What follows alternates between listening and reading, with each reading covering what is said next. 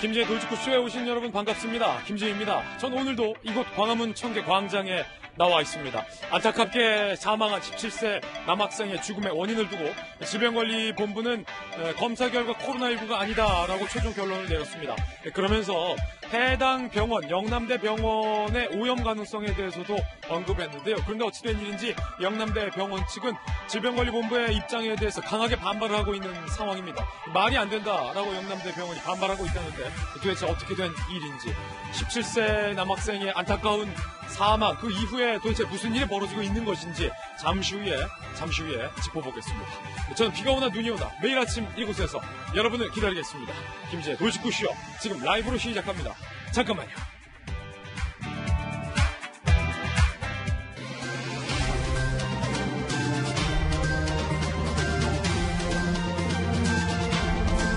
신문 읽어준 남자입니다. 사망한 17세 남학생의 안타까운 죽음. 어제 저희 돌직구쇼에서는 이 남학생의 부모님들의 가슴 절절한 인터뷰를 보도해드렸습니다.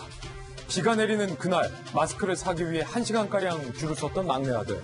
그날 밤부터 열이 시작됐다. 참 마음이 아프다라는 부모님의 인터뷰. 많은 시청자분들의 심금을 울렸습니다. 그런데 이상합니다. 코로나19가 아닌 것으로 검사 결과가 나왔다고 하는데 어찌된 일인지 주치의, 즉 영남대 측의 주장과 질병관리본부의 주장 사이에 뭔가 간극이 있습니다. 이거 미스테리입니다. 코로나19가 아니라면 무엇 때문에 이 17세 남학생은 갑자기 이렇게 사망을 한 걸까요? 잠시 후에 전문가 모시고 이야기 나눠보겠습니다. 오늘 조간신문 보도도 함께 하시죠. 먼저 동아일보입니다. 공포의 가치 시장, 달러 100원 다 판다. 지금 심리가 이제 달러도 위기다라는 얘기까지 나오고 있는 상황입니다. 글로벌 달러 확보 전쟁, 돈 되면 금, 장기 국채까지 다 팔고 있다는 겁니다. 주식도 다 팔고 있다는 거예요. 코스피 사상 최대폭 133포인트 하락을 했습니다. 환율은 1285원에 마감을 했습니다. 정부는 중소기업과 자영업자 등의 50조 비상금융 지원책까지 꺼내들었습니다. 전 세계가 지금 비상입니다. 네, 다음 신문입니다. 이번엔 조선일보입니다. 소상공인 지원책도 발표가 됐는데 2조 원에서 12조로 규모가 껑충 뛰었고요. 1,000만 원까지는 다른 어떤 별도의 부가적인 절차 없이 원스톱으로 대출할 수 있게끔 정부가 대책을 마련했습니다. 정부가 중소기업과 자영업자들의 어떤 도산을 막기 위해서 50조 원에 해당하는 비상금융 대책을 꺼내든 겁니다. 자영업자들이 문 닫는 것만큼은 막아야겠다라는 공감대, 위기의식 정부도 갖고 있는 겁니다. 다음 달 1일부터 바로 신청이 가능하고요. 대출까지 심사하고 서류 내고 많게는 2개월까지 걸리던 절차가 원스톱으로 간소화된다고 합니다. 필요한 소상공인들은 일단은 정부가 보증할 테니까 돈 갖다 쓸 수 있게끔 다음 달 1일부터 시작이 된다고 하니까 어려운 자영업자분들 잘 참고하시기 바라겠습니다. 다음 신문입니다. 이번엔 중앙일보입니다. 이게 미스테리입니다. 질병관리본부에서 수차례 검사 끝에 사망한 17세 남학생의 사인은 코로나가 아니다라고 발표를 했습니다. 그러면서 영남대 병원의 검사가 오류다. 오염 가능성 얘기까지 했습니다. 그런데 영남대 병원 측은 반발하고 있습니다. 실험실 오염이라니 이거 황당하다라는 겁니다. 만약에 실험실이 오염됐다면 앞서서 검사한 사람들도 다 양성이 나와야 하지 않겠느냐라고 영남대 측은 반발을 했습니다. 사망 진단서가 그 가운데 공개가 됐는데 이 주치 사인은 코로나 폐렴에 의한 급성 호흡 부전이라고 선명하게 쓰여 있습니다. 주치의는 코로나라고 판단을 내린 겁니다. 물론 영남대에서도 검사를 수차례 반복을 했고 음성 나오다 마지막에 무언가가 양성 비슷한 게 나온 건데 더욱더 의문은 증폭되고 있습니다. 물론 질병관리본부 측의 검사 결과가 맞겠습니다만 여기서의 음점은 그렇다면 왜 이 남학생이 무엇 때문에 이런 증세를 보이며 사망에 이르렀는가와 관련된 겁니다. 잠시 후에 전문가 통해서 이야기 들어보겠습니다. 다음 신문입니다. 이번에 한겨레 신문입니다. 한겨레 신문은 생활의 기본값을, 세팅값을 바꾸자라고 제안하고 있습니다. 무조건 2m 간격을 두자. 아프면 좀 쉬어라. 옛날에는 아파도 나가서 일해야지. 이게 미덕이었는데 지금은 아프면 좀 쉬어라. 이게 미덕으로 바뀌었다는 겁니다. 뉴 노멀 시대, 노멀한 기준이 새로워진 겁니다. 학교에서는 책상 간격 벌리고, 일터에서는 아프면 나오지 않고, 병원에서는 전화 처방을 이용하고 며칠 경과를 살펴라. 일상에서는 교회, 마트 등 밀폐 공간 방문 자제하라라는 새로운 것들이 기준이 되는 새로운 시대, 처음 보는 시대를 우리는 살고 있습니다. 다음 신문입니다. 이번엔 한국일보입니다. 자, 이 와중에 사진 한번 보시죠. 파티. 이러면 곤란합니다. 모임을 갖는 청년들. 코로나가 불러온 세대 갈등이라는 건데 지금 보시면요. 독일에서는요. 불법 영업하는 이 젊은 층들이 모이는 카페와 클럽들이 수십 곳이 적발됐다고 합니다. 어느 해변에서는 이렇게 젊은이들이 바글바글 대기도 하고 축제가 열리는 곳도 있다고 합니다. 기성세대에게나 치명적이라는 잘못된 인식 탓이나 식당, 클럽 등 젊은 층들도 이번에는 위기감을 갖고 자제해야겠습니다. 지금까지 신문 읽어주는 남자였습니다. 네, 오늘 저와 함께 등판한 등판 선수들 소개해드리겠습니다. 대한의학협회 과학검증위원장을 맡고 계신 최재욱 위원장님 오늘도 모셨습니다. 어서 오세요. 안녕하세요. 서울시 정부 부시장을 역임한 민주당의 김영주 전 의원님 나오셨습니다. 고시 3관왕 천재 국회의원 출신의 고승석 변호사님 나오셨습니다. 전직 앵커 출신 한양대학교의 장희영 교수님 나오셨고요. 국회 통입니다. 공감과 논쟁의 장성철 소장님 나왔습니다. 모두들 어서 오세요. 네, 오늘의 키워드도 세 가지 준비했는데 하나씩 살펴보죠. 첫 번째는 공포입니다. 17세 남학생이 사망을 했습니다. 코로나가 아닌데도 사망을 했는데 여기서의 중요한 건 어찌됐든 코로나라는 이유 때문에 제대로 된 병원 진단을 제때 못 받았다는 겁니다. 부모님들은 가슴을 치고 있습니다. 두 번째 키워드는 이겁니다. 제로. 중국의 허베이성이 확진자가 한 명도 안 나왔다라고 제로를 발표했습니다. 믿을 수 있는 건가라는 의문이 들지만 한편으론 중국이 부럽기도 합니다. 세 번째 키워드는요. 꼴불견입니다. 정치 상황이 점점 누가 꼴불견인가를 경쟁하는 모습으로 돼가는 것 같아서 참 씁쓸합니다. 잠시 후에 짚어봅니다. 오늘도 중요한 뉴스들만 엄선했습니다. 톱 뉴스로 문을 엽니다.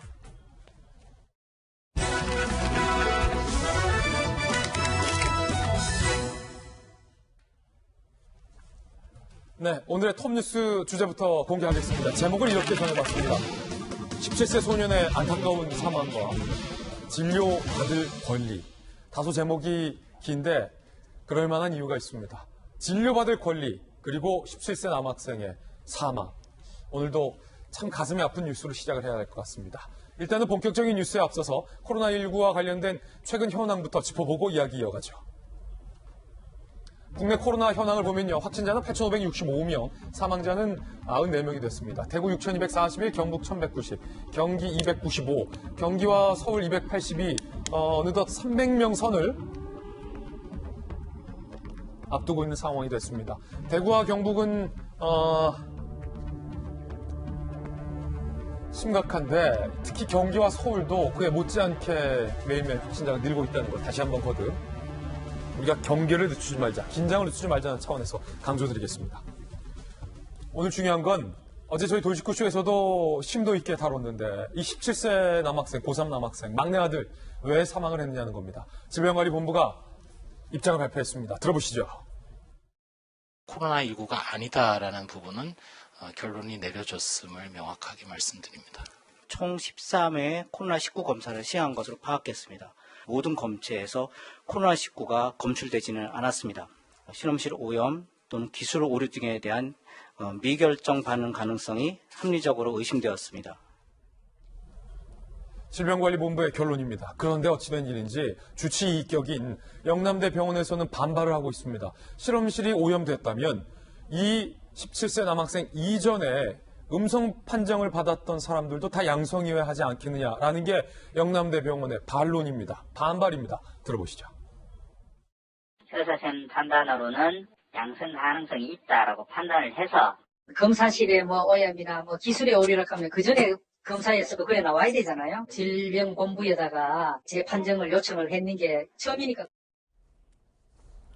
상당히 의문스러운 의아한 대목입니다. 조금 더 자세하게 들어가 보겠습니다. 어제 질병관리본부가 여러 차례 사망한 이후에 사후 코로나 검사를 한 셈입니다. 서울대병원과 연세대 세브란스 병원도 함께 교차 검사를 했다라는 것이죠. 코로나19는 검출되지 않았다는 겁니다. 그래서 코로나19가 아니다라는 최종 결론을 질병관리본부가 내렸는데 보건당국은 13번 검사를 했지만 일부 양성 반응이 나온 건 영남대 병원이 실험실이 오염됐거나 기술의 오류가 의심된다라고 일부 양성 반응이 나왔다라는 것에 대해서 영남대 병원 측의 실책이다라는 의견을 내놨습니다. 영남대 병원의 다른 검사도 잘못 발생했는지 면밀히 확인할 필요가 있다면서 영남대 병원의 코로나19 검사를 중지시켰어요. 그러자 영남대 병원 측은 황당하다는 입장입니다. 반론입니다. 검사 비용 돌려달라는 사람들 전화로 욕하고 난리다. 내 검사 결과가 맞느냐는 사람도 있어서 콜센터가 울음바다다. 왜 아니겠습니까? 사실은 양성을 받은 사람, 음성을 받은 사람 모두 다 불안한 건 마찬가지겠죠. 이 병원에서는. 영남대 병원 측은 이렇게 반발합니다.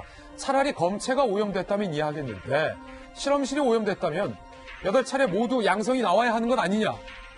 질병관리본부가 그렇다는데 어쩌겠냐. 애쓴 의료진만 속 터질 뿐이다라고 현재 반발을 하고 있는 상황입니다. 그래서 오늘 사실 특별히 모신 분입니다. 대한의사협회 과학검증위원장 어떤 과학적인 검증과 관련된 전문가입니다. 최 교수님, 네. 최 위원장님, 해당 병원인 영남대병원과 질병관리본부가 다소 의견 대립을 하는 분위기입니다. 이거 어떻게 된 겁니까? 매우 좀 상황이 이러한 상황에서 이런 논란이 벌어지고 있다는 것 자체에 매우 유감스럽다고 예. 표현해야 될 것 같고요.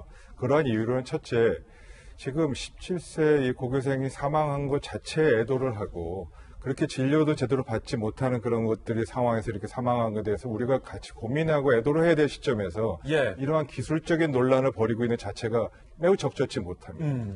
두 번째로 보건당국이 이야기한 바에 의하면 실험실이 오염되거나 진단검사에 오류가 있다라고 합리적 의심을 한다고 표현했습니다. 질병관리본부가. 네, 합리적 의심은 결정되지 않은 상황입니다. 그렇습니까? 네, 이러한 상황에서 분명히 당연히 그 영남대병원의 많은 부분들 정확히 체크해보고 많은 부분들이 좀 불확실성이 있는 상황에서 이러한 엄중한 상황에서 이러한 표현을 하면서 단정적으로 얘기하고 서울대병원, 연대병원, 영남대병원 우리나라의 핵심 중추 의료기관입니다. 이 중추 의료기관에 싸움을 붙이고 있는 듯한 이런 모습은 매우 적절치 않습니다. 적절치 않다.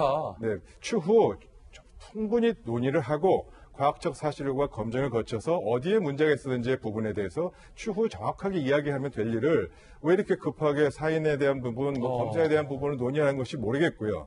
과학적인 절차와 그런 프로세스에 대해서 이 부분은 아주 적절치 못한 그런 결과였다고 생각이 들고요. 다시 한번 말씀드린다만 세상에 100% 정확한 검사는 없습니다. 아, 그렇습니까? 네, PCR 검사가 가장 정확하죠. 그럼에도 불구하고 위음성, 위양성의 가능성은 배제할 수 없는 것이 사실이고요. 그러한 측면 때문에 최종적인 진단에 대한 부분은 항상 주치의가 임상적 상황을 고려해서 예. 모든 것을 고려해서 주치의의 의견에 따라서 진료하는 것이 모든 환자들이 그렇게 생각하고 있고 모든 임상의사들이 그렇게 제일 하지 않습니까? 그러니까 이런 부분들에 대한 관행이 충분히 논의를 거쳐서 해결돼야 될 부분인데 왜 이렇게 논란을 벌이고 있는지 그리고 국민을 더 불안하게 하고 또 여기에 최일선에 나와 있는 의료기관들을 당황하게 하는지 매우 유감스럽습니다. 아니, 제가 많은 분들이 이 말을 들으면 또 혼란스러울 것 같아서 질문 드리는데 그러면 사망한 17세 남학생이 질병관리본부의 결론이 맞겠습니다만 질병관리본부가 틀릴 가능성도 있다는 겁니까? 그러니까 코로나19가 여전히 가능성이 있다는 말씀이세요?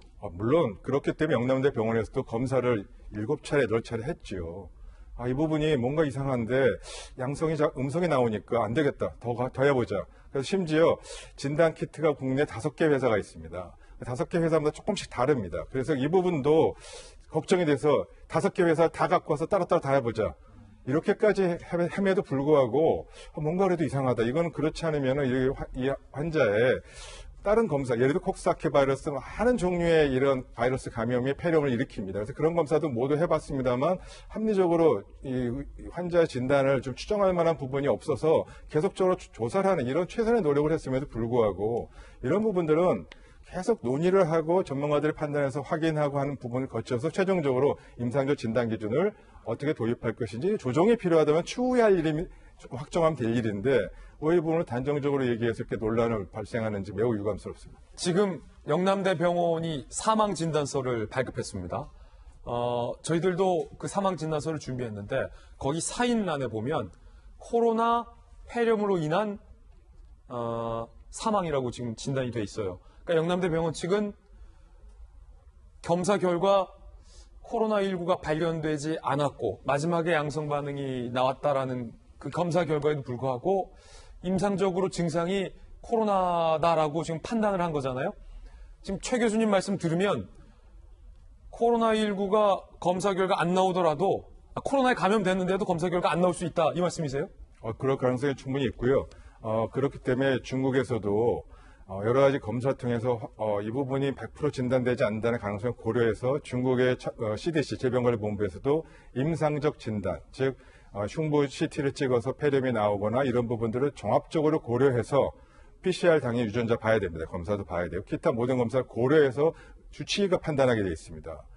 그게 당연한 거겠죠. 그래서 이 모든 거는 결국 제일 정확한 건 주치의의 판단을 존중해 줘야 되고 이 현장에서 치료하는 의사의 판단을 존중하고 그 이후에 유전자 검사 결과나 또 다른 항체 검사나 CT 검사를 고려해서 이런 부분들을 같이 논의해 볼 수는 있겠습니다만 그러한 부분이 검사 하나의 결과가 음성이 나왔다 양성이 나왔다 갖고 전체적인 판단의 부분은 논점을 흐트러뜨리거나 이 부분의 과학적 의심을 합리적 의심이라고 이야기해서 공식적으로 발표하는 것은 아직 매우 섣부른 것 같습니다.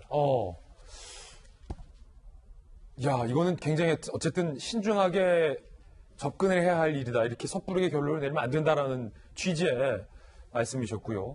일단은 질병관리본부가 결론을 내렸기 때문에 현재로선 질병관리본부의 판단을 저희들도 존중할 수밖에 없는 상황일 것 같은데요. 해당 학생, 숨진 이 막내 아들의 부모님을 저희들이 한번 인터뷰를 해봤습니다. 굉장히 어려운 심정일 텐데 인터뷰에 응해주셨습니다. 그 심정은 어떨까요? 들어보시죠. 난데없이 오늘 밤 넘기기 힘들 깁니다. 이렇게 하는 거예요. 골든타임을 놓쳤다는 거잖아요. 살릴 수 있는 이 시간들을 코로나만 다 살 수 있는 건가요? 코로나라는 게 뭐 음성이 오든지 확진이 되든지 둘 중에 하나가 돼야 진료를 받을 수 있는 거예요, 우리나라는. 염증이 있으니까 더 강한 약을 최고 강한 약은 이제 처방해 주겠다. 그렇게 이야기에 집에 가 있으라 그랬죠. 지금 저희들이 인터뷰한 이 숨진 남학생의 부모님은 코로나가 양성인지 음성인지가 뭐가 그렇게 중요하냐. 중요한 건 코로나일지도 모른다는 이유로 입원을 하지 못했기 때문에 초기에 제대로 된 병원 치료를 받지 못해서 우리 아들이 골든타임을 넘겼다. 그래서 숨진 거다라고 부모님들은 이야기를 하고 있습니다. 치료받을 수 있는 권리에 대해서 생각이 드는 대목이요. 김영주 의원님. 네, 그렇습니다. 지금 특히나 이제 폐렴 또 뭐 저희 집사람도 코에 조금 핏물이 있는데 병원에 가보니까 근데 호흡기 내과 같은 데서는 진료 자체를 굉장히 겁을 내는 거예요. 그렇군요. 예. 그래서 만에 하나 이 사람이 코로나19에 감염되었을 경우에 올 수 있는 여러 가지 병원의 불이익 이런 것도 고려되는 상황이라서 불가피하게 호흡기 내과를 못 가고 이비인후과를 가게 되는 그런 처방이 있습니다. 지금 코로나19가 아닌데도 고열인데도 41도 정도 되면 당장 응급실에 들어가서 입원을 해야 될 상황이 코로나19가 맞는지 안 맞는지를 기다리기 위해서 물론 시간이 늦었긴 했습니다만은 그냥 단순한 항생제, 해열제만 맞고 집에 가 있어야 되는 경우가 속출할 수 있겠다.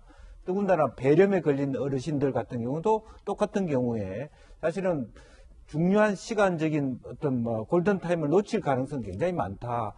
우리 17세 젊은이가 이런 정도인데 고연령자인 경우에는 훨씬 더 말하자면 치사율이 높아지는 그런 부분이 있기 때문에 지금이라도 어떤 지침이라든지 매뉴얼을 통해서 말하자면 코로나19 검사를 결과가 기다리는 동안에도 입원할 수 있는 별도의 시설이나 장치를 만들든지 이런 것들이 좀 보완되지 않으면 상당히 많은 어떤 애매한 중간 지점에 있는 부분들이 발생될 수 있다. 방금 교수님 말씀하셨다시피 이번 사태는 어떻게 보면 현대 과학이 갖고 있는 한계 몇 프로 안에 어쨌든 키트는 95% 여론조사도 마찬가지지만 나머지 5%의 변종과 불확실성의 부분이 있는데 관료주의라고 하는 것을 어쨌든 규명해야 되고 빨리 확정해야 되고 누구한테 책임을 물어야 되고 이런 부분들이 낳는 부분이거든요. 실제로 우리 사회가 불확정한 부분들이 굉장히 많습니다. 그럼 불확정 부분은 불확정한 대로 시간을 두고 해석하고 결론을 내릴 수 있어야 되는데 당장 하루아침에 몇 군데 테스트해보고 아닌 걸로 결과가 되는 것이 현재 우리 탈근대 사회를 살아가는 우리가 한번 반추해야 될 해야 될 지점이 아닌가 그렇게 생각이 듭니다. 오늘 중앙일보에 해당 부모님들의 인터뷰가 더 실려 있습니다. 이 인터뷰 기사를 보는 내내 제가 마음이 너무나도 무거웠습니다. 특히나 이 부모님이 아들이 격리돼서 입원하고서 6일 동안 집에 가지 못하고 그 병원 주차장 차 안에서 밤낮 아들과 함께 돼서 나오기를 기다렸다는 그 부모님의 심정, 결국 아들을 주검으로 봐야만 했던 부모님의 심정이 느껴졌기 때문입니다. 인터뷰 내용 함께 보시죠. 일단은 경산중앙병원 측의 입장도 소개를 같이 시켜드려야 할 것 같아요. 병원 측에서도 이유는 있습니다. 코로나19 확진 환자의 가능성이 있어 입원 치료가 불가능했다는 겁니다. 왜냐하면 경산병원 측에서 보더라도 앞서서 우리 최 위원장님께서 말씀하셨던 어떤 임상 증상들이 코로나19로 충분히 보일 만한 증세였기 때문에 입원을 해줄 수가 없었다. 우리로선 최선을 다했다라고 항변을 했고요. 하지만 부모님의 심정은 다르지요. 어머님의 인터뷰입니다. 불쌍한 내 아들. 혼자 치료받으면서 코로나19인 줄 알고 얼마나 무서웠어. 얼굴도 제대로 못 봤는데. 코로나19라고 판단이 돼서 뒤늦게 격리 입원 치료를 받았는데 결국 혼자 그 병과 싸우다가 이 엄마를 보지 못하고 눈을 감았죠. 어머니는 그게 미안한 겁니다. 아들의 마지막 길을 아들을 홀로 방치했다라는 죄책감이 어머님한테 있는 것 같습니다. 아버지 심정도 말이 아닐 겁니다. 40일 또 고열인데 코로나19가 아닌 사람은 치료도 못 받고 죽어야 하는 건가. 결국 코로나19가 우리 아들을 죽인 건 맞네요. 코로나19 환자에게만 관심이 집중되어 있는 지금의 의료 체계는 잘못됐다라고 얘기를 합니다. 40일 또 고열에 폐렴 증상이 있을 정도로 위중했다면 어떤 식으로든 대처했어야 했다. 큰 병원으로 전원시켰다면 상황이 달라졌을 수도 있을 것이다 라고 중앙재난안전대책본부 관계자들도 안타까움을 얘기했습니다. 이게 사실은 장수조 소장님, 이게 부모의 마음이 대입이 되는 거예요. 충분히 부모님들이 무엇을 이야기하고 있는고 또 무엇을 아들에게 미안해하고 있는지가 저희들은 충분히 이해가 됩니다. 결국엔 이거죠. 아픈데 제대로 제때에 치료받지 못하게 하고 발열된 후 2, 3일 만에 이렇게 사망을 했다. 부모의 마음이 상당히 찢어지고 아플 것 같습니다. 이러한 의료 사각지대가 지금 이 코로나19 환자들 때문에 많이 있을 거라고 생각이 들어요. 그런 부분들이 상당히 걱정되고요. 제가 이제 좀 우려스러워하는 부분은 있습니다. 그러니까 영남대 병원이 지금 뭐 오염됐고 뭐 오류가 있었다 이런 식으로 얘기를 하잖아요.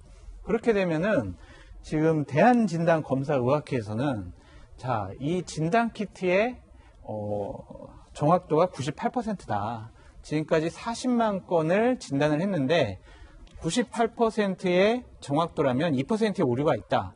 그러면 8,000건의 오류가 있는 것이다. 그럼 이건 어떻게 우리가 대비를 하고 다시 이걸 조정해야 되겠습니까?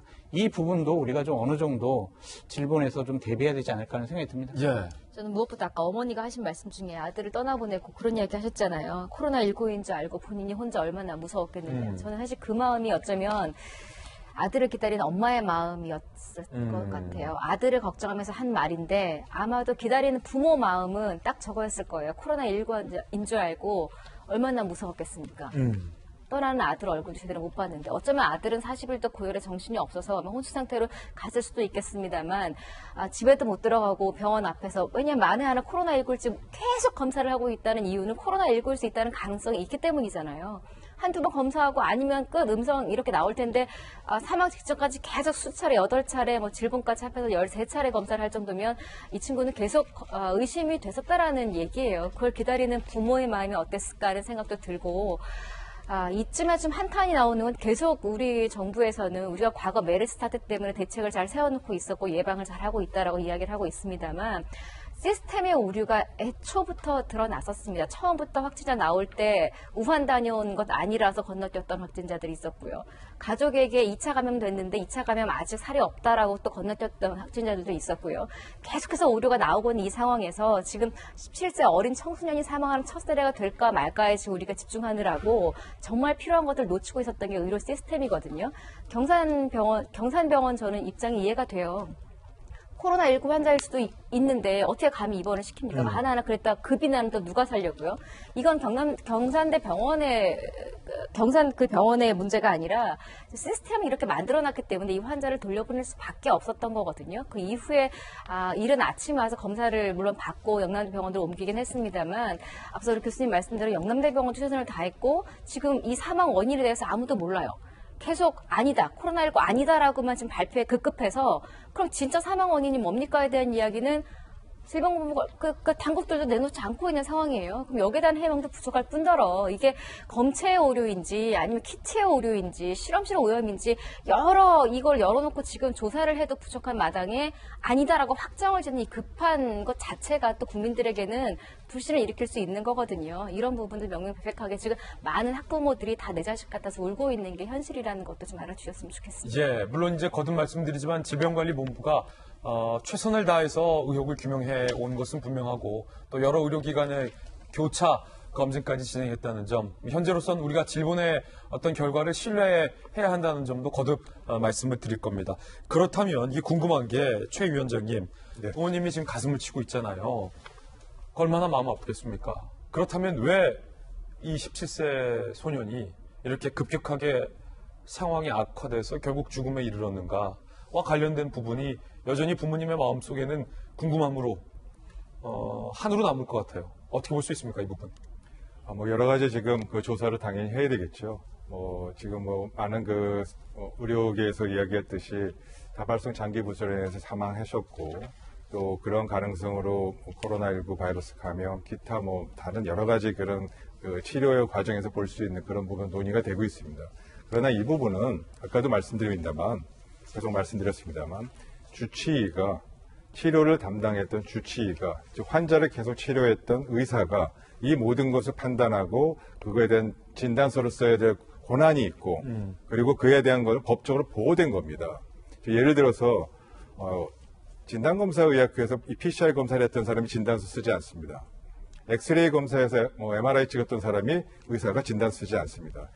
법적 권한은 주치의한테 있습니다. 주치의는 당연히 PCR 검사든 엑스레이 검사든 모든 그 전문가의 의견을 종합해서 최종적으로 판단합니다. 따라서 이 부분 매우 적절치 않고요. 아까 말씀하신 대로 당연히 질병관리본부의 의견이 나중에 맞다고 나올 수도 있습니다.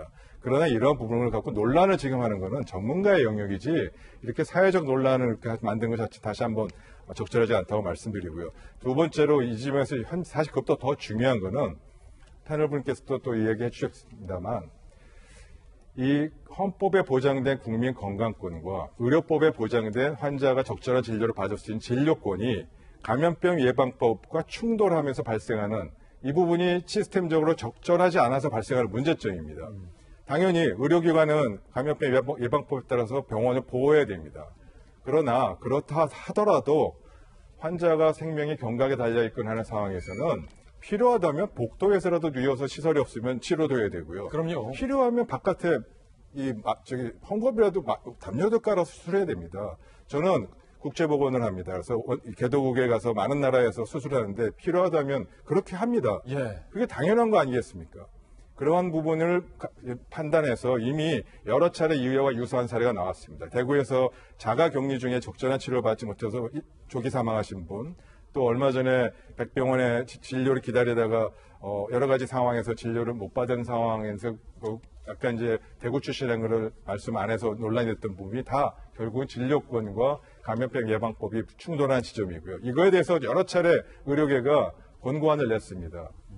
핵심은 생명이 경각에 달렸거나 혹은 필요하다면 즉각적인 조치가 필요한 경우에는 감염병 예방법이든 어떤 거든 상관하지 않고 의사의 판단에 따라 응급실에서 어디서든 치료할 수 있게 진료권을 보장해라. 그거는 의사의 권한입니다. 그리고 권한이고 국민의 생명을 보호해야 되는 마지막 보루입니다. 법으로 해결될 수 있는 부분이 아니고요. 최종적으로 환자를 보고 있는 주치의의 의견에 따라서 그런 부분은 보장될 수 있는 것이 빨리 보호되는 것이 필요하다고 보입니다. 예. 다시는 이 17세 남학생과 같은 일이 반복돼서는 안 될 것 같습니다. 다시 한번 유가족과 또 고인에게 애도의 뜻을 표하겠습니다. 이번엔 저희가 준비한 두 번째 이슈입니다. 만나보시죠. 2차 대전보다 더한 코로나 전쟁. 지금 유럽, 특히 미국 대륙과 유럽 대륙은 코로나 비상 상황입니다. 준 전시 상황을 방불케 합니다. 먼저 이 세계에 관한 이야기 전해드리기에 앞서서 중국 쪽에서 신규 확진자가 0명이다. 특히 허베이성에서 확진자가 0명이 나왔다라고 발표를 했습니다. 중국 국가위생건강위원회는요, 18일 하루 동안 우함을 포함한 후베이성의 감염자는 0명이다. 라고 발표를 했어요. 그러니까 자생적으로 중국 대륙 내에서 확진된 사람은 한 명도 없다. 라고 발표를 한 겁니다. 물론 영유입, 감염이 돼서 혹은 감염원을 갖고 중국 대륙으로 들어와서 확진 판정을 받은 사람은 34명이다라고 발표를 했어요. 37일 만에 극적인 감소인 겁니다. 2월 11일에는 15,152명이었는데 지금 37일 만에 3월 18일에서 특히 허베이성의 감염자가 0명이 됐다는 겁니다. 믿을 수 없다라는 의견도 있습니다. 명지병원 감염내과 교수 최광 교수는요, 사스 때 통계 축소한 전례가 있기 때문에 중국 발표를 액면 그대로 받아들이기는 어렵다. 김호주 고대 구료병원 감염내 교수는요, 잠복기의 2배인 28일간 연달아 환자가 없어야 종식된 것을 볼 수 있다라는 의견도 내놓긴 했습니다만, 그럼에도 불구하고 우승덕 의원님, 그럼에도 불구하고 중국이 좀 축소해서 발표하는 건 아니냐라는 우려도 있었습니다만, 의심도 있었습니다만, 그래도 계속해서 발표를 해왔잖아요. 그런데 확연하게 준 것만큼은 중국 내에서 그것은 분명한 것 같아요. 뭐 일부에서 뭐 통계 조작이라고 하는 그런 의심도 있지만 이제 뭐 그런 증거는 없고, 적어도 조작을 했다고 하더라도 트렌드가 지금 이렇게 확연히 줄어든 건 뭐 인정을 해야 될 것 같고요. 예. 현재 중국에서 이제 확진자가 없다고 하더라도 아직도 중국에서는 뭐 후베이성이라든가 특히 이제 우한 쪽에서는 집 밖에 나오지 말라고 하는 그런 것들이 아직도 유효하거든요. 그렇군요. 우리나라 같은 경우는 뭐 예를 들어서 신천지 예배 참석으로 의심되는 사람 경우는 아예 그냥 저인망식으로 다 검사를 해가지고 거기서 이제 또 확진자를 찾아내는데, 중국만 해도 아직 이제 검사가 그 정도는 가지 않기 때문에 어떤 증상을 상당히 호소한 사람들만 지금 확진자로 아마 검사를 하고 있는 걸로 알고 있습니다. 그렇기 때문에 정말 중국에서 이 바이러스가 완전히 통제가 된다고 하는 그 정도가 되려면 좀 시간을 두고 지켜봐야 될 것 같습니다. 예. 중국보다 오히려 유럽 대륙에서 확진자가 더 많이 나오게 됐습니다. 중국을 넘어서게 됐습니다. 우리나라도 이른바 유럽에서 역유입되는 가능성에 대해서 경계를 해야 할 이유일 것 같기도 했습니다. 확진자 수가 9만 15명, 중국은 8만 928명, 사망자 수도 유럽에서는 4,034명, 중국은 3,245명, 질병관리본부의 19일 기준치에 따르면 유럽이 확진자와 사망자 모두 다 중국을 넘어섰다는 겁니다. 상황이 이렇게 되자 미국과 유럽에서는 전시의 상황이다라는 얘기까지 나왔습니다. 각각의 이야기도 한번 들어보시죠.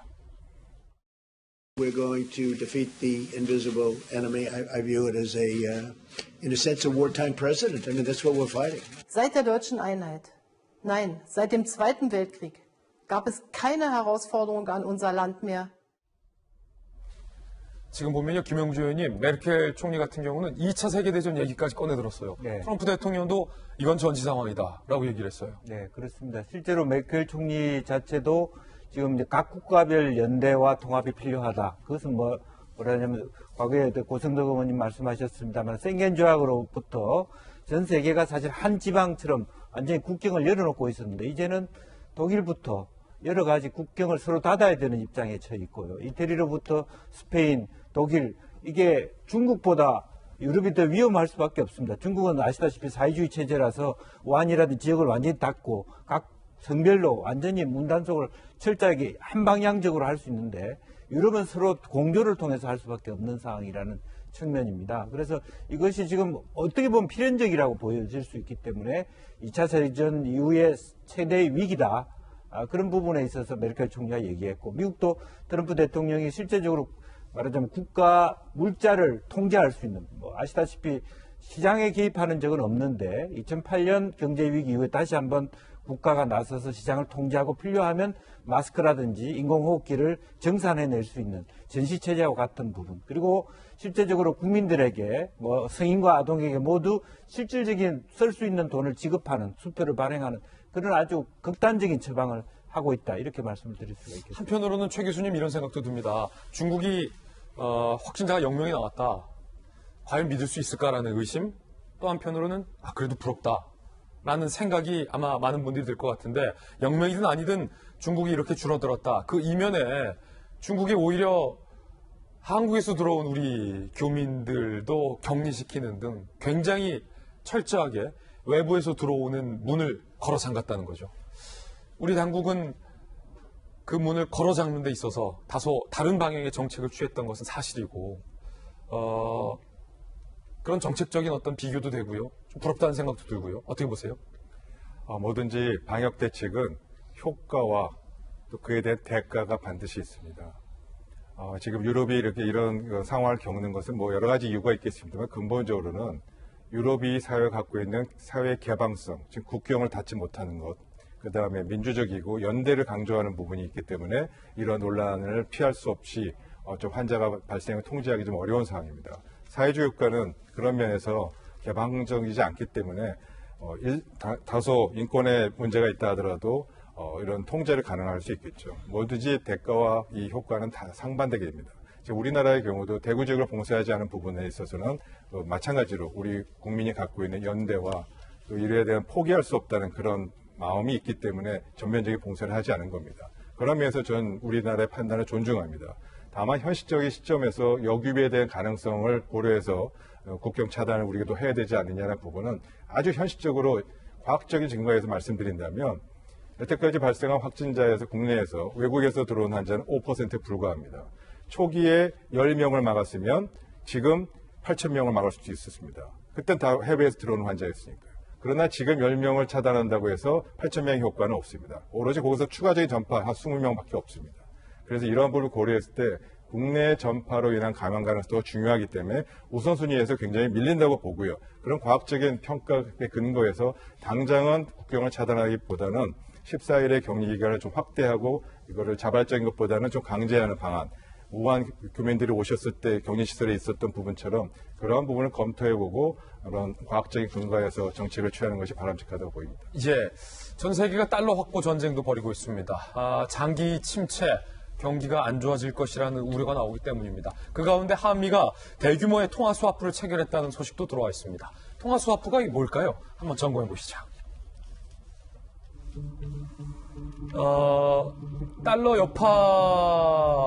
달러 수요가 굉장히 급증했다는 겁니다. 팬데믹 여파 때문에.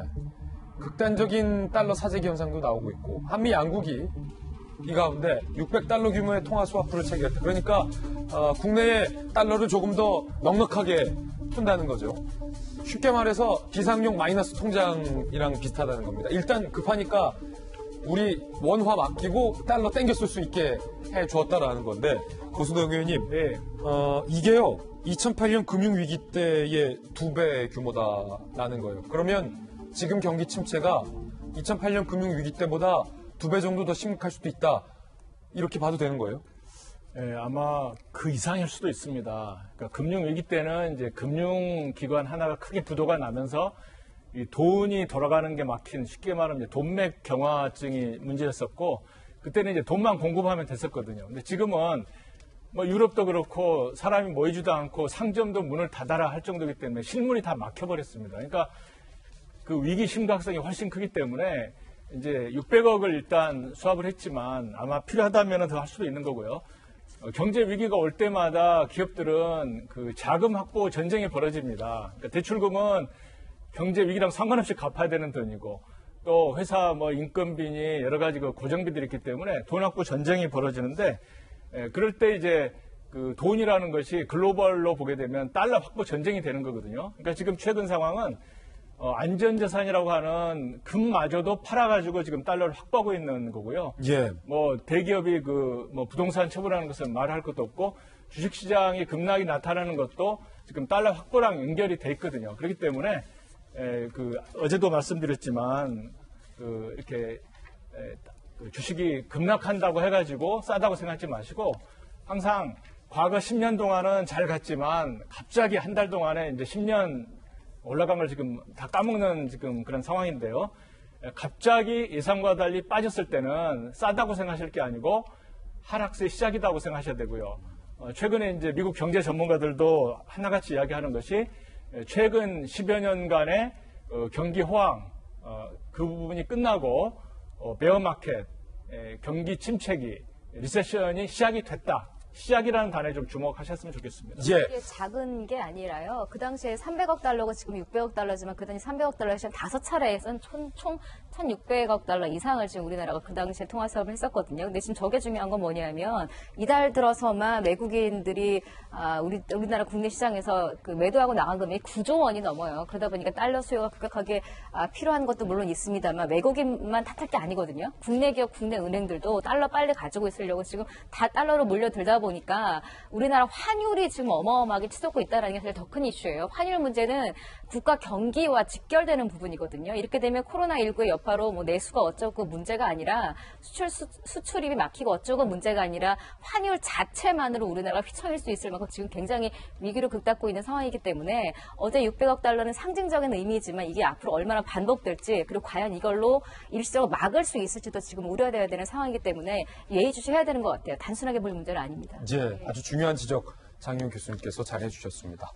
네, 지금부터는 총선 소식 전해드리겠습니다. 우리 최 교수님은 또 다음 주에 저희가 뵙고 또 인사드리겠습니다. 감사합니다. 네, 다음 뉴스 소개합니다. 바로 이겁니다. 일주일 남았는데 비례가 아직도 진액탕이다 라는 제목입니다. 뭐 양당 모두입니다. 양당 소식 다 준비했는데 먼저 여당 소식부터 하나씩 짚어보겠습니다. 범여권의 서로를 향한 비난과 서로를 향한 총질이 시작됐습니다. 범여 내부 총질 점입 가경이라는 제목이 여러 조간에 소개되고 있습니다. 버림받은 정치개혁연합은 일단 분노했습니다. 민주당은 애초에 정치개혁연합 측과 비례연대를 하기로 협상을 해왔는데 정치개혁연합 측이 민주당으로부터 버림을 받은 상황이 됐기 때문이죠. 지분 요구를 했다. 우리는 지분 요구한 적 없는데 허위 사실을 민주당이 유포했다. 라며 정치개혁연합 측이 한때는 파트너였는데 민주당의 윤호중 사무총장 등에 대해서는 고발할 거다.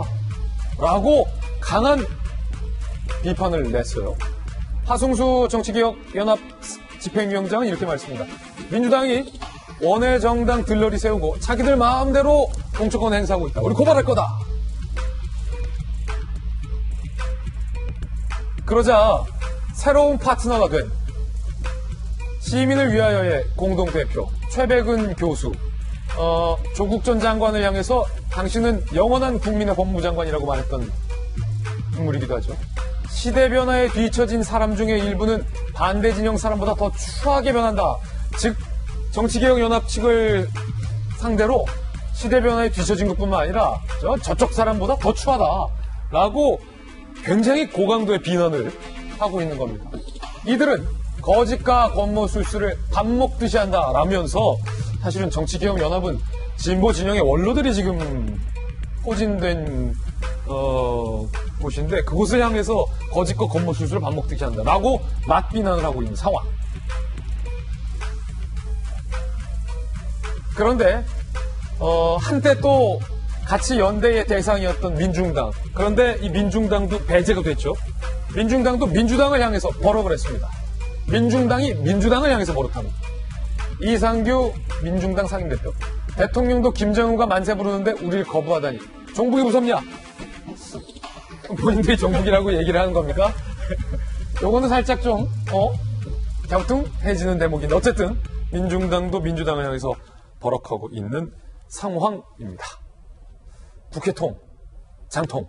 일단은 총선 후보자 등록일이 일주일 앞으로 다가왔는데 일주일 딱 앞두고 여권은 서로 총질해서 정치개혁연합이 민주당을 향해서 그러니까 민주당과 파트너인 시민당이 정치개혁연합을 향해서 그러자 민중당이 민주당을 향해서 이게 한때는 다 같은 편 아니었습니까? 지금 버림받았어요. 버림받은 정당과 정치 세력이 네 군데예요. 정치개혁연대, 녹색당, 민중당, 그리고 이제 민생당도 버림받았습니다.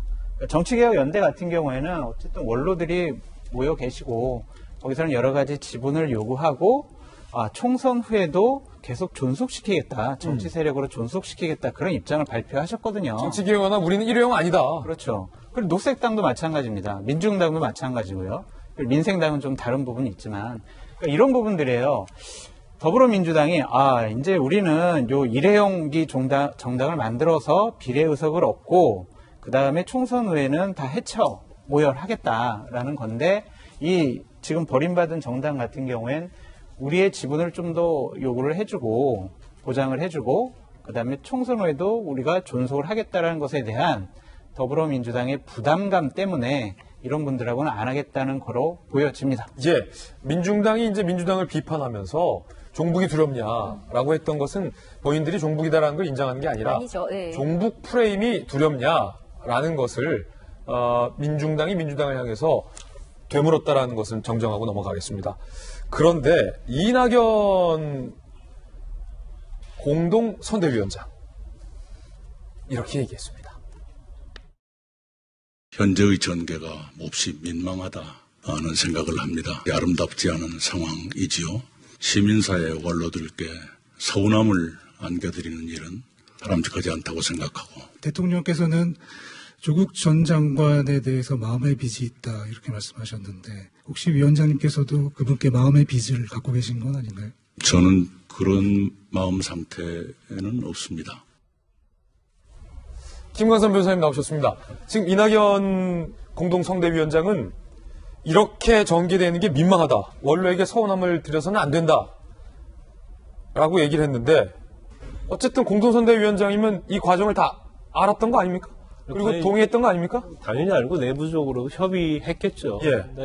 근데 이낙연 후보죠. 이낙연 전 총리 같은 경우에는 말의 어휘를 우리가 딱 보면 민망하다, 어휘가 아주 그냥 중립적이에요. 그리고 아름답지 못하다. 예. 이 표현 저는 솔직히 말해서 개인적으로 마음에 들지 않아요. 그래서 어떻게 하겠다는 건데. 그렇죠. 아니면 아니고 기면 긴 거 아니겠어요? 네. 근데 아름답지 못하면 이게 무슨 말일까 좀 그런 생각이 들고, 이제 전에는 그랬어요. 비난은 순간이지만 책임은 4년이다. 그래서 사실은 유성정당 만드는 거에 대해서 굉장히 옹호를 했었고, 또 그전에 또 굉장히 비판을 했었죠. 그런데 다시 민망한 수준이다. 이제 이렇게 얘기했는데, 지금 사실 이 유성정당과 관련해서 이제 여당이 됐건 야당이 됐건 이제 한 행태를 보면 국민을 안중에도 없어요.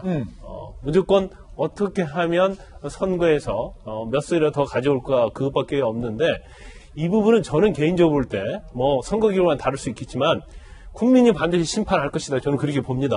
우리가 그냥 생각할 때는 양당 구도에서 결국 보수가 진보들 한쪽 찍으면 아무리 비난 지금 한다 하더라도 찍지 않겠느냐 하겠지만 저는 그렇지 않다고 봐요.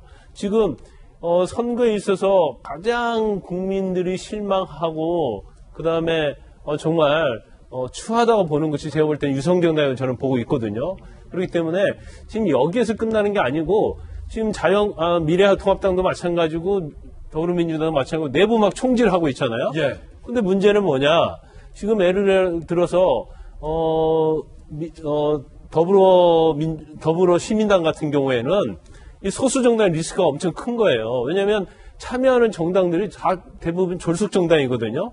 그러면 19일 날 공천심사위원회를 구성해서 20일 날 하겠다고 하는데 이틀 동안 어떻게 검증할 수 있겠습니까? 그럼 결과적으로 서로 나눠먹기씩 해서 졸속으로 후보자를 정하면 그 이후에 엄청난 파장이 있을 것이다. 지금 미래통합당과 관련해서 유성정당 또 같은 일이 일어나고 있잖아요. 그것은 이것 자체는 굉장히 국민을 무시한 처사고 과연 국민들이 유성정당에게 과연 표를 줄까? 저는 거기에 대해서는 의문을 제기합니다. 이낙연 공동선대상임위원장의 발언을 들어보면 좀 아리송합니다. 이렇게 비례연합을 하는 것이 민망하다라고 말씀을 하셨는데 그래서 민망을 해서 이게 적절치 않다는 건지 민망하지만 그냥 하겠다는 건지도 헷갈리고 조국 전 장관에게 마음의 빚이 없다라고 말을 했는데 마음의 빚이 없기 때문에 조국 수호 논란이 있는 분들과 함께하지 않겠다는 건지 마음의 빚이 없지만 그래도 함께 하겠다는 건지 좀 아리송합니다. 없어요. 네, 없어요. 그냥 사실은 개인 이낙연은 있는데 저기서는 당의 입장이랑 이런 것들을 의도적으로 저는 그랬다는 생각이 철저하게 좀 배제하는 느낌이 나죠. 왜냐하면 괜히 잘못 말하면 이 진영 싸움이라든지 이 어떤 프레임에 같이 갇히는 것을 스스로 굉장히 경계하면서 하는 말인데 듣는 사람 입장에서는 김광석 변호사님 말씀대로 그래서 뭐라는 거야. 헷갈리죠, 근데 좀. 제가 볼 때는 시민을 위하여랑 뭐 같이 합하는 거는 부적절하다라는 의미는 전혀 아닌 것 같아요. 그래요? 그 부분은 내가 관여하지 않다. 하지만 나는 조국 프레임과 상관없는 사람이다. 저는 오히려 이런 것들을 강조한 것으로 보이거든요. 좀 어찌 보면 깊은 수일 수도 있고 지혜로워 보일 수도 있습니다만 또 일각에서는 좀 비겁해 보인다. 이런 평도 할 수 있는 얘기라는 생각이 듭니다. 민주당의 권리당원 게시판에 이런 글이 올라왔다가 한 조간신문에 의해 취재됐습니다. 함께 보시죠.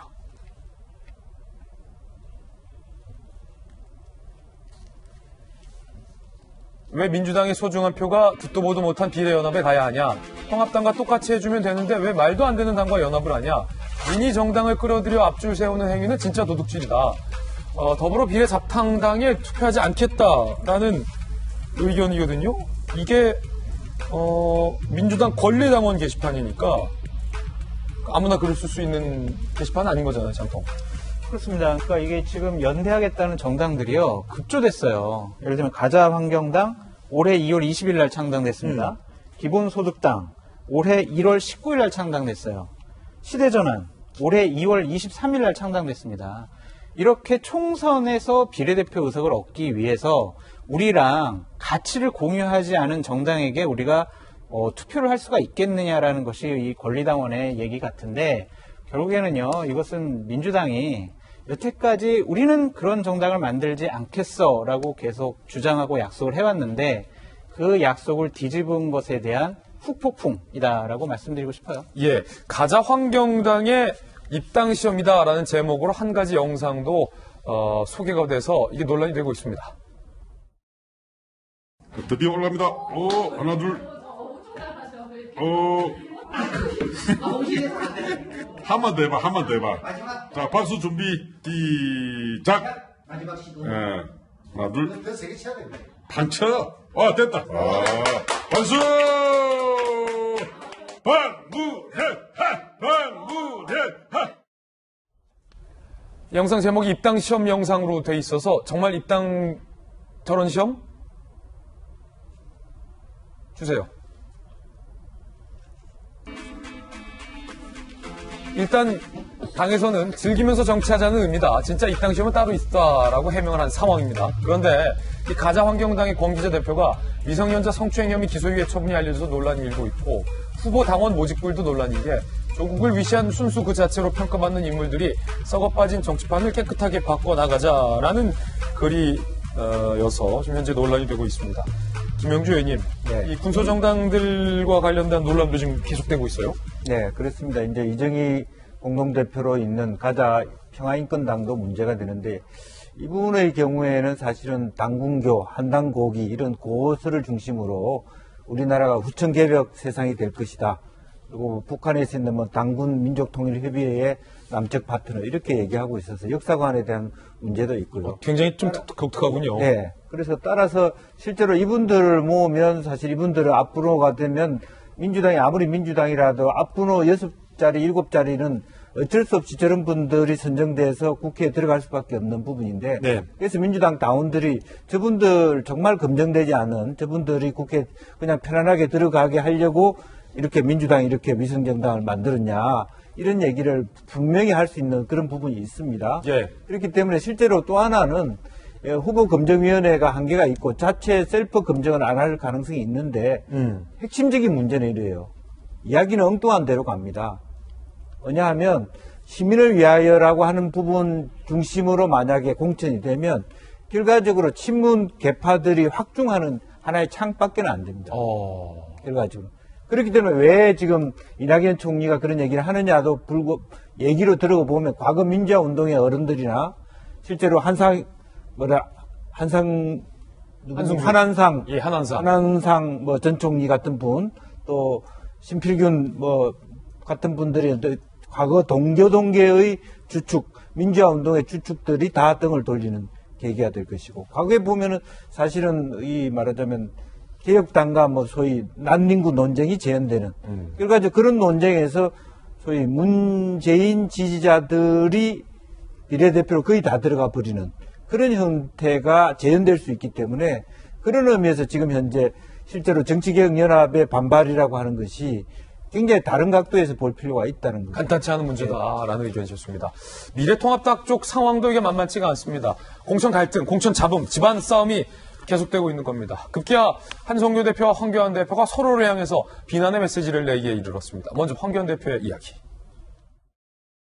대충 넘어갈 수 없습니다. 단호한 결단이 필요합니다. 구태 정치, 나쁜 정치와 단절할 것입니다. 대표님, 한국당이 여기까지 하겠습니다. 4명폭 계속 유지하면 어떻게 하실 계획이신가요? 이번 총선에서 승리하기 위한 대장정에 힘을 모아야 합니다. 다 모아서 갈 수 있는 길을 찾겠습니다. 이 이후에 한성규 대표는 당대표에서 물러났습니다. 그런데 호락호락 물러나진 않았습니다. 들어보시죠. 참으로 가스로운 자들의 그 행태, 저는 막히고 말았습니다. 한 줌도 안 되는 권력을 갖고 있는 이 당의 인사들이 저의 그 작은 꿈을 막아버리고 말았습니다. 적어도 20번 안에 들어가는 명단은 정말 바꾸면 안 돼요. 그것까지 바꾼다면은 저는 가만히 있진 않을 겁니다. 한성규 대표는 사퇴를 했습니다. 자, 고승덕 의원님, 가만히 있지 않겠다라고 하면 사퇴를 했는데, 한성규 대표가 저의 작은 꿈을 가소로운 자들이 막아섰다라고 했는데,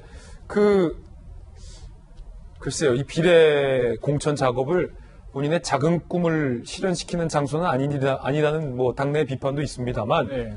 한성규 대표 왜 이러는 겁니까? 사실 그 김영호 공관위원장 물러나는 모습과는 너무 대조가 됩니다. 정말 그 아름답게 이제 물러났으면은 조금 더 모양이 좋다 이런 생각이 드는데요. 뭔가 이제 굉장히 지금 불만이 많고 특히 방금 언급하신 것처럼 나의 마지막 작은 꿈? 사실 그 미래 한국당은 한성규 대표의 꿈을 위한 정당이 아니었잖아요. 처음부터 미래통합당의 위성정당으로서 역할을 충실하게 해주기를 그 당 쪽에서는 바랐을 텐데 갑자기 자기의 작은 꿈을 펼치는 도구처럼 그건 아니죠. 그래서 보면은 이제 공병호 위원장도 제가 아침에 그 방송을 듣고 이제 여기 오면서 들어보니까 우리가 미래통합당의 그 입장을 충분히 대변하려고 준비가 돼 있었는데 의사소통이 잘 안 돼가지고 제대로 못 해준 거다 이렇게 말씀을 하지만 실제로 진행된 건 뭐냐면은 그 공천 기준을 자기들이 독자적으로 세워가지고 정말 국민들한테 이런 인물을 나름대로 내세워보자 이런 거였었거든요. 다시 말하면 미래통합당의 어떤 그런 그 입장을 대변하는 인물을 내세우는 게 아니고 독자적인 어떤 기준과 그 인물을 선정하려고 했다는 데서 처음부터 삐걱거렸다는 것 같고요.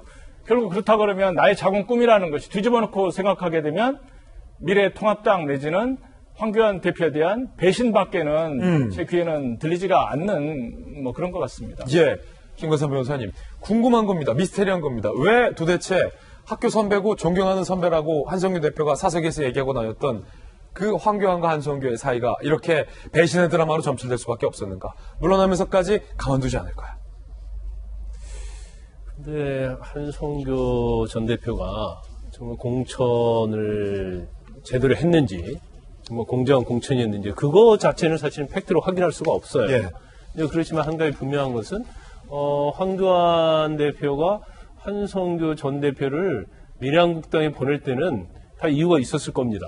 그러면 결국 미래한국당이 지금 미래통합당이 유성정당이라는 건 좀 명백하잖아요. 그런데 자신의 어떤 메시지를 주었을 텐데 더군다나 중요한 부분 중에 하나가 황교안 대표가 영입한 인사들을 그리 보냈단 말이에요.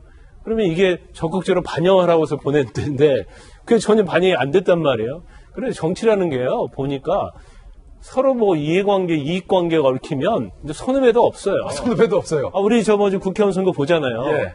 뭐 나하고 정말 절친이에요. 예.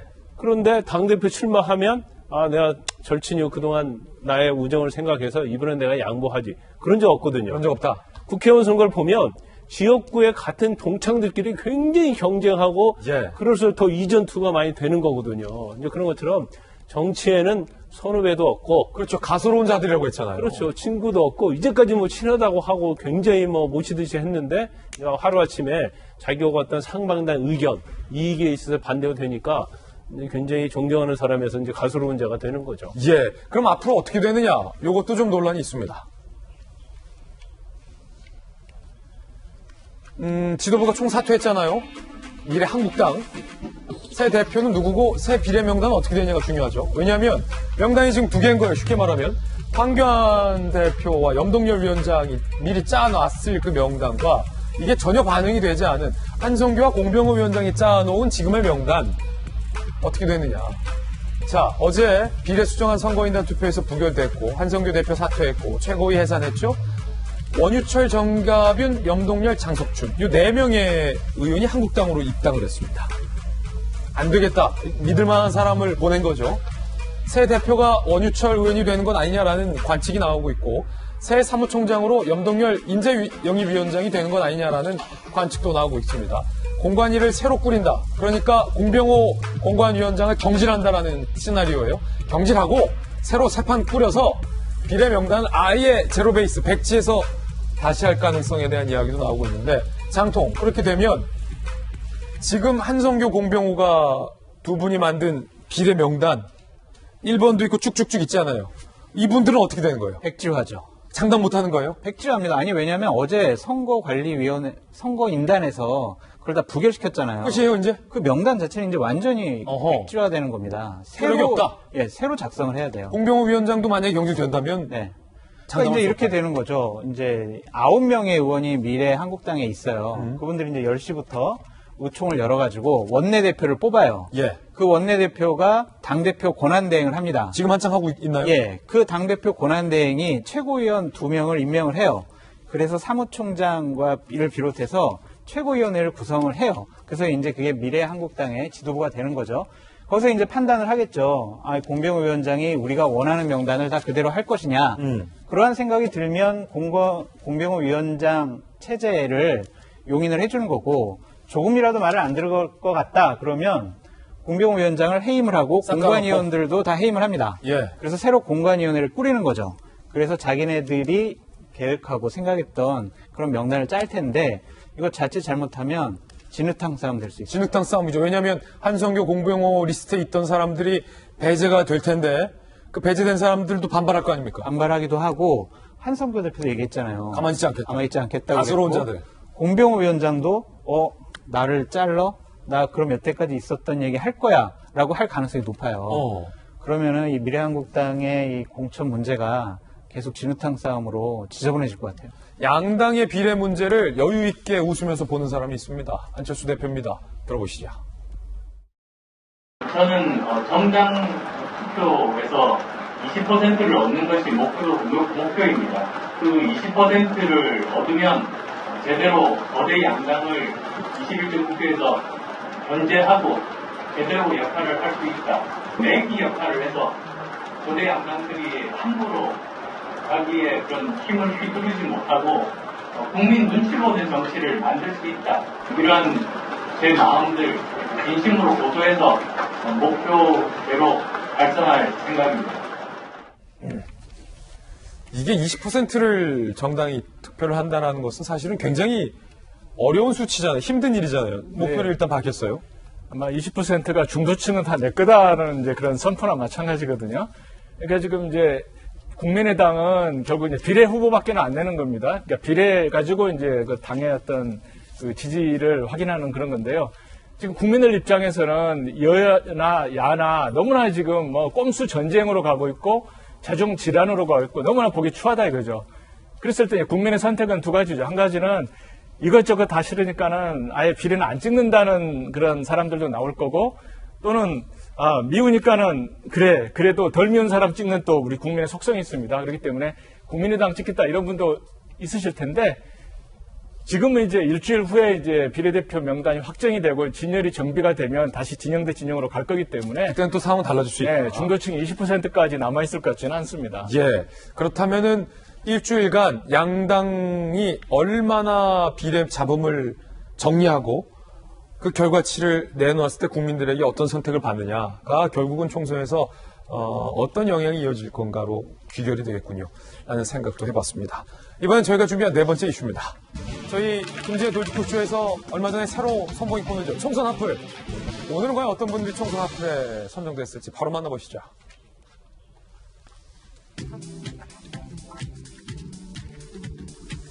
자, 오늘 다양한 이야기 나와 있습니다. 3명의 총선 앞플이 오늘 선정이 됐는데 먼저 홍성국. 민주당이 영입한 홍성국 의원의 어떤 발언이 논란이다라는 얘기 들어와 있고, 그리고 김도읍 의원이 다시 부활을 했습니다. 박진 의원도 부활을 했습니다. 그리고 민주당의 황희도 선대위원장, 공동선대위원장인데 고발을 당했어요. 일단 황희도 고발 건부터 한번 살펴볼 텐데, 청년 영입 인사고 프로게이머 출신인 황희도 공동선대위원장인데, 본인의 유튜브 채널에서 이명박 전 대통령이 신천지와 연관이 있다라고 주장을 하면서 영상을 공개를 했는데, 그 영상이 조작 짜깁기 된 영상이다라며 이명박 전 대통령 측이 고발을 한 겁니다. 논란이 됐던 유튜브 방송 내용부터 살펴보시죠. 신천지가 새누리당 박근혜 대선 후보와도 연루돼 있다는 문제가 제기되기도 했었고요. 그리고 새누리를 검색하면 신, 그리고 천지 해설될 수 있다. 그렇죠? 이것도 우연의 일치겠죠. 국가 사업으로 만들어 세계가 부러워하는 신천지를 만들겠습니다, 여러분. 이 이명박 씨가 얘기했던 주장들, 이런 것들을 보면 저는 솔직히 말해서 절대 떼어낼 수 없다고 봅니다. 자, 이 영상이 짜깁기라는 겁니다. 이명박 전 대통령 측이 고발을 했습니다. 2007년 경선 새만금 발전이었다. 그러니까 신천지 아무 상관없는 거예요. 새만금 발전 영상을 악의적으로 편집한 거다. 즉각 삭제하고 가짜뉴스 사과하라 라고 고발을 했고요. 황희도 씨는 공익적 목적으로 다룬 거다. 신천지와 무관하면 MB가 직접 고소해야 한다 라고 반박을 했습니다만, 일단은 고수석 의원님, 네. 이거 영상을 짜깁기 한 거는 팩트인가요? 제가 볼 때는 이거 그 앞뒤가 연결된다고 보기는 너무나 좀 황당하죠. 어떻게 보면은 이건 빨리 이제 실제로 삭제를 했다고 제가 들었습니다만은 이제 빨리 내리고, 사실은 이것에 대해서는 좀 사과 표명을 해줬으면 좋겠습니다. 그런데 MB가 지금 아직 나오지도 못한 그 갇혀 계신 분한테 고소해야지 내가 맞짱 뜨겠다, 이런 건 좀 너무 지나치다고 보고요. 우리가 이제 보통 그 가짜뉴스라는 게 있지만, 이건 가짜뉴스 수준을 넘어가지고 아예 이것은 그냥 발명 수준으로 가는 그런 동영상 같거든요. 그렇기 때문에 제가 볼 때 이런 논란이 계속이 되게 되면, 이건 황희도 우리 그 공관위원뿐만이 아니라 선대위원장, 예. 선대위원장뿐만이 아니라 그 당이 그 속한 당까지도 누가 될 수가 있기 때문에 빨리 수습하는 게 좋지 않을까, 이렇게 생각을 해봅니다. 이거는 사실은 정부 여당이 계속해서 강조해왔던 가짜뉴스의 전형적인 얘기다라는 지적이시네요. 그냥 단순한 가짜뉴스가 아니라 선거 직전에 지금 신천지 문제가 얼마나 우리나라에 지금 이슈가 됐습니까? 코로나19와 관련돼서 온 국민이 감염이 될 수 있다는 불안감, 심지어 사망자가 나오고 있는 이 상황에 그 영상에 해시태그라고 거는 게, 이런 게 떴어요. 신천지, 이만희, 이병박, 이런 해시태그를 걸고, 이런 제목도 있습니다. 미래통합당 이만희 고소가 안 먹힌 이유. 이 자체는 이게 제목이거든요. 영상 제목. 황희도 씨가 올린 유튜브 영상 제목이에요. 제목이에요. 이 제목 자체는 미래통합당이 이만희 고소를 하는 것에 대해서 부정적인 이유가 바로 연관됐기 때문이더라고 누구나 예측할 수 있는 얘기를 지금 제목을 달아놓고서는 거기에 신천지 연설이 아니라 정말 우리가 그냥 요즘도 그런 말들 쓴소리로 하잖아요. 지금 우리가 겪고 있는 이 대한민국이 그야말로 신천지다. 한 번도 겪어보지 못한 새 세상이라는 이제 비아냥거리는 말로 지금이 신천지다라고 말하는 것처럼, 저때 이명박 전 대통령의 얘기는 그거잖아요. 이런 좋은 나라를 만들겠다는 일종의 정치적인 언어를 쓴 것인데, 그것을 교묘하게 악용을 한 거죠. 마치 그 신천지가 이 신천지인 것처럼. 그리고 이제 지지하는 지지자 분들에게 열광하는 마치 신천지 신도들 이런 식으로 자막을 단 것도, 물론 영상을 다 보면 저게 진짜 그 종교 신천지를 얘기하지 않는다는 걸 다 알지만, 그렇더라도 지금 경선 영상인데. 예, 황희도 씨의 이야기대로 이게 바로 신천지와 연관이 있다라는 거 근거 아니겠느냐라는 것은 초등학생들이 봐도 설득력이 없는, 이게 어떻게 좀 할 수 있는 이야기인가 싶기도 하고, 진영을 떠나서 이거는 옳지 않아요. 그러시면 안 돼요. 근데 우리가 상식적으로 생각할 때 경선을 해요. 근데 거기에서 신천지를 어떤 지지한다거나 그런 발언하면 그 표가 되겠어요?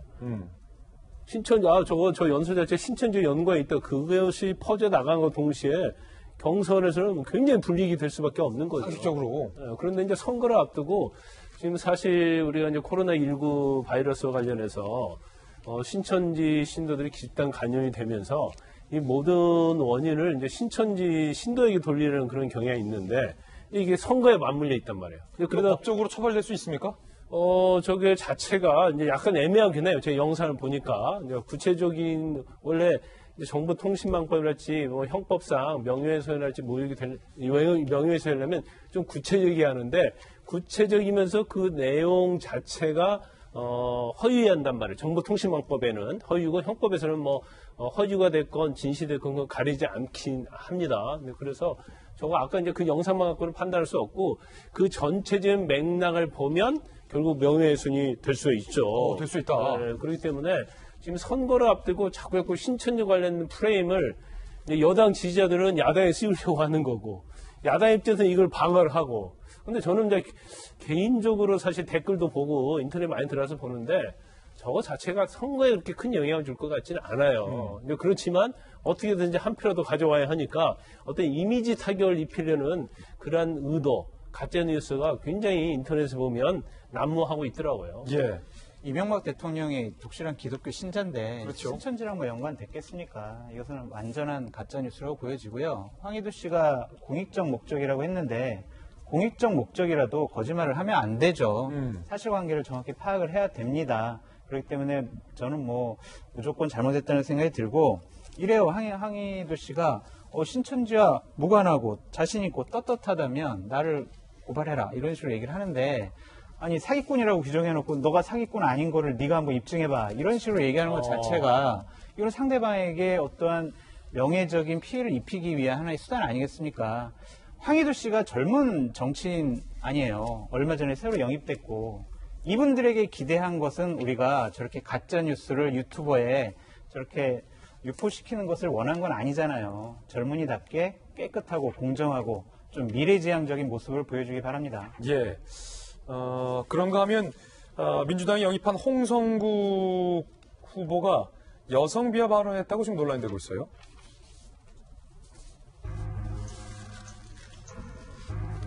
세종갑 지역에 출마한 후보인데 지난 2월에 한 강연에서 소유가 늘면 행복해진다. 아내도 한 명보다는 두 명이 낫다. 라고 얘기를 했고 지난해 5월 중소벤처기업부가 주최한 북콘서트 강연에서는 대전 화류계가 어떤지 봤는데 아무것도 없더라. 라고 얘기를 하고 언제까지 밤에 허벅지만 찌를 것이냐라는 발언을 해서 지금 논란이 되고 있는 상황입니다. 김영주 의원님. 네. 저분이 뭐 민주당의 경제 대변이라고 해요. 근데 경제를 대변하면 이렇게 아무렇게나 저렇게 얘기를 해도 됩니까? 경제 우선하면 뭐 심지어는 뭐 노래방, 룸사롱 이런 것이 사실 우리 경제에 도움이 됐다 이런 얘기까지도 하고. 아 그래요? 예. 실제로 여고생 대상의 강연회에서도 애 많이 낳아라 이런 식으로 여성을 도구화하고 이렇게 얘기하는 후보가 저분은 이제 세종시 출신이니까 세종갑의 후보가 됐는데 당장 정의당부터가 공천을 철회하라고 압박을 합니다. 정의당이 비판하고 나선 거군요. 네, 뭐 정의당이 비판하기에 앞서서 민주당의 공천심사위원회가 후보의 검증에 대해서 얼마나 철저하게 했는가라고 하는 것을 한 번쯤 되돌려 볼 필요가 있다. 실제 이분은 이제 아시다시피 우리나라 큰 어떤 미래셋이라는 금융기관에서 일했던 분인데 그런 분일수록 조금 더 우리 사회가 공감할 수 있는 도덕적 윤리적 기준에 맞게 처신하고 발언해야 되는데 실제로 아주 그런 발언을 하면서 자기가 어떤 경제적 성과를 냈는지 모르겠습니다만 과연 이게 21세기의 시대 정신과 맞는지 한번 민주당 스스로가 말하자면 이렇게 생각해봐야 될 시점이 아닌가 싶습니다. 제가 정답드리면 시대 정치가 맞지 않죠. 맞는지 하고 의문을 제기할 수준이 아니라 이거는 여성으로서도 분노할 일인 얘기가 굉장히 많아요. 지금 김영주 의원님께서 정제해서 말씀을 하셨는데 좀 더 구체적으로 설명을 드리자면 대전 화류계 문제도 구체적으로 북콘서트에서 절반 이상의 여성들이 있는 데에서 한 얘기예요. 내가 어젯밤에 늦게 대전에 내려와서 그럼 자야죠. 늦게 내려왔으면. 밤에 가게 살려면. 어젯밤 늦게 내려와서 화류계를 봤다. 이런 표현을 쓴 것 자체가 상상을 하게 만들지 않습니까? 그리고 여성들 절반 이상 있는 강연에서 허벅지를 찌른다느니 물론 여기에 대해서 이후에 사과를 했어요. 근데 저는 그 사과가 더 화가 났던 게 정중하게 본인의 어떤 성에 대한 어떤 가치관이라든지 여성들을 보는 시각에 대해서 철저하게 반성을 하고 사과한 것이 아니라 내가 강연에 취해서 오버했습니다. 라는 표현을 썼어요. 오버하지 않은 것과 오버한 것과 그 표현의 차이라는 것이 당신의 생각은 바뀌지 않았다라는 걸 어쩌면 반증을 한 거거든요. 그리고 전 더 화가 났던 게 2016년에 여고생들한테 독도는 우리 땅 외치는 게 더 중요하냐, 애 하나 더 낳는 게 중요하지. 이거는 여고생들에게 얼마나 치명적인 상처이고 그 아이들이 커갈 때 가치관을 얼마나 바꿀 수 있는지를 이게 공개적인 자리에서 이런 말수가 한두 개가 아니거든요. 제가 짚으려면 더 짚을 수가 있어요. 저는 이런 분들은 정의당 입장도 충분히 이해를 하고 뭐 민주당 입장에서 어떤 의미로 영입을 했는지는 모르겠습니다만 이건 단순히 우리가 유감입니다라고 표현하는 것보다는 내려오시는 게 맞다는 생각 듭니다. 예, 정의당이 반발하고 나섰습니다. 여성 비하 발언을 일삼은 더불어민주당 홍성국 후보는 즉각 사퇴하길 바랍니다. 민주당은 홍성국 후보에 대한 공천을 철회하길 바랍니다. 또한 홍 후보는 부끄러움을 안다면 스스로 사퇴하길 바랍니다. 제가 어제 점심 먹는데 옆에 이제 어르신들이 몇 분 계시더라고요. 그래요? 근데 이제 제가 TV에 나오니까 얼굴을 알아보시고 이번에 선거 투표를 해야 하냐고 물어봐요. 그래서 아니 투표 당연히 하셔야죠 그랬더니 찍을 사람이 없다. 그런 얘기를 하시더라고요. 근데 이번 선거 저도 뭐 정말 뭐 수십 년 동안 선거를 지켜봤지만 이번 선거처럼 이렇게 이제 공천 과정에서 잡음이 있을 뿐만 아니라 후보 선정에 있어서 국민의 감동을 주지 못하는 선거는 저는 처음 봐요. 그러니까 사실 뭐 조국 사태도 있었고 여러 가지 있었지만 결과적으로 공천을 받은 사람의 대부분 면면을 보면 어떤 진영 논리에 충실한 사람, 여당이건 야당이건 당에 충성하는 사람, 그리고 공천권을 가진 대표나 주류에게 잘 보이는 사람. 근데 그런 사람 위주로 이게 다 공천이 이루어지다 보니까 국민들이 원하는 후보가 없는 거예요. 그렇지만 국민은 어쩔 수 없이 찍을 수밖에 없잖아요. 더군다나 또 선거법 개정하면서 정말 소수정당 아니면 소수자를 보호하겠다고 했지만 그 선거법은 이제 누더기 선거법이 돼버렸거든요. 그러면 저도 마찬가지예요. 저걸 가야 하나 말아야 하냐 그런 그냥 생각이 들 정도로 선거를 하고 싶은 마음이 없어요. 하지만 이제 저는 투표장 갈 겁니다. 예. 그래서 이번 선거는 제가 볼 때는 역대 선거 중에서 최악의 선거가 될 것이다. 그러면 국민들이 결국 이제 어떤 판단을 하느냐를 지켜봐야 하겠지만 뭐 사실 다 투표장에 제가 나가긴 나갈 거라고 봐요. 예. 그렇지만 어쩔 수 없이 찍는 이 한 표가 과연 국민의 어떤 정서, 민심을 반영한 표냐, 정말 국회의원 당선됐다 하더라도 이게 정말 정당하게 어떤 국민의 지지를 얻어서 당선된 국회의원이냐, 국민의 대표냐, 이거에 대해서는 물음표가 따라갈 수밖에 없는 거죠. 네. 그런가 하면 통합당에서는요, 공천이 취소된 한 예비 후보가 유서를 쓰고 지금 현재 행방이 묘연해졌습니다. 잠적을 했습니다. 지금 실시간으로 현재 증인들과 수사당국이 찾고 있는데 아직까지 지금 못 찾고 있는 상황인 것 같습니다. 함께 보시죠. 일단은 통합당이 박진 전 의원과 김도부 의원을 전략 공천했어요. 서울 강남 을 지역에 사천 논란이 일렸던 최홍 후보에 대해서 공천 취소를 해서 삼선인 박진 전 의원, 원래 지역구가 종로였는데 강남 을 쪽에 전략 공천을 했고요. 지금 논란이 되고 있는 것은 바로 부산북 강서울 지역입니다. 원래 이 지역에 공천을 받았던 분은 김원성 최고위원인데 미투 의혹 때문에 공천이 취소됐어요. 그리고 그 자리에 불출마를 선언했던 김도부 의원이 다시 전략 공천이 된 건데 문제는 김원성 최고위원이 미투 의혹은 전혀 근거 없다. 공천 취소 배경에 김도부의 모력이 있다라며 반발을 했는데 조금 전에 들어온 소식인데 장성철 소장님, 지금 김원성 최고위원이 유서를 남기고 현재 잠적을 했다. 상당히 좀 걱정되는 소식입니다. 새벽 3시에 유서를 써놓고 이제 나가서 실종됐다는 거죠. 오늘 새벽 3시? 찾을 수가 없다는 겁니다. 예. 연락도 안 되고. 지금 북강서울에 공천을 받았는데 저분은 이현주 전진당 대표랑 같이 전진당을 만든 거예요. 그래서 최고위원도 하고 지금 북강서울에 단독 공천을 받았는데 저분이 이제 왜 반발하냐면 북강서울은 원래 김도부 의원이 지역이었었는데 본인 지역구였었는데 본인이 불출마 선언을 했어요. 그런 상황에서 저분이 단독 공천을 받았는데 다시 김도부 의원이 그 지역을 차지하기 위해서 나를 음해했다. 내가 미투 의혹이 있고 지역 감정에 위반되는 그런 여러 가지 문제 발언을 했다라고 공관위에 제보를 했다. 그래서 내가 지금 공천을 다시 뺏겼다. 그래서 김도읍 의원이 재공천을 어제 받았거든요. 예. 그렇기 때문에 김도읍 의원의 혹시 이게 모략이 아니냐 그런 식의 의심을 하고 지금 유서 써놓고 좀 나간 상황입니다. 이게 안타깝습니다. 이 공천도 중요하지만 사실은 사람 목숨이 더 중요한 거라 좀 빨리 김용주 의원님 네. 좀 무사한 모습으로 발견이 됐으면 좋을 것 같아요. 아직 발견은 못했는데 혹시 이 방송 보고 계시다면 아내도 있고 가족도 있고 하지 않습니까? 지켜보는 많은 분들도 있고 지지해 주시는 분도 있고. 네.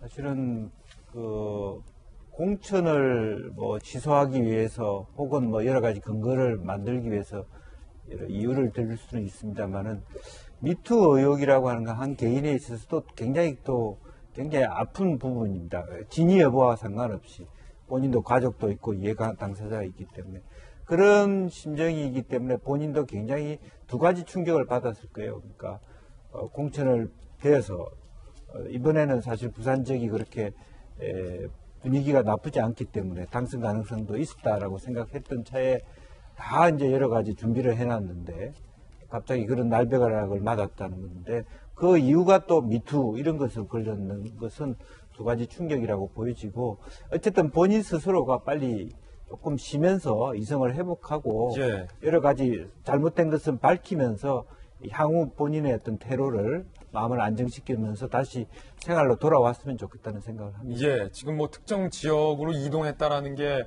신호가 잡혔다라고 해서 이동 중이다라는 얘기도 들어오고 있는데 일단은